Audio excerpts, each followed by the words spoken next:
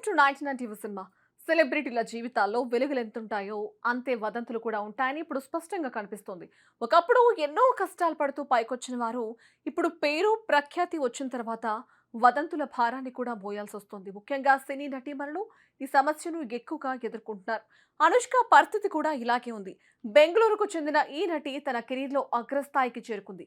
మొదట్లో గ్లామర్ పాత్రలతో ప్రేక్షకులను ఆకట్టుకున్న ఆ తర్వాత దానిలో ఉన్న నటనను చూపిస్తూ ప్రత్యేక గుర్తింపు తెచ్చుకుంది.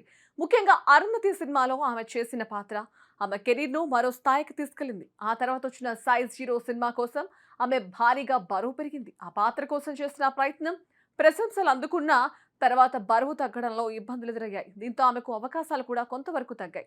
ఇక సినిమాల కంటే ఎక్కువగా ఆమె వ్యక్తిగత జీవితమే ఇప్పుడు చర్చకొస్తోంది. ముఖ్యంగా ఆమె పెళ్లి గురించి ఎప్పటికప్పుడు కొత్త వదంతులు వస్తూనే ఉన్నాయి. అనుష్క చాలా సార్లు ఈ వార్తలను ఖండించినా ఆగడం లేదు.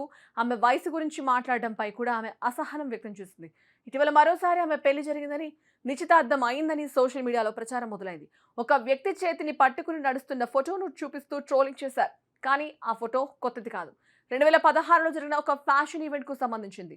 అయినప్పటికీ నిజం తెలుసుకోకుండా దాన్ని కొత్త కథలా ప్రచారం చేశారు. ఇలా వాస్తవాలను పట్టించుకోకుండా వస్తున్న వదంతులు, ట్రోలింగ్ వల్ల ఏది నిజం, ఏది అబద్ధం అన్న గందరగోళం పెరుగుతోంది.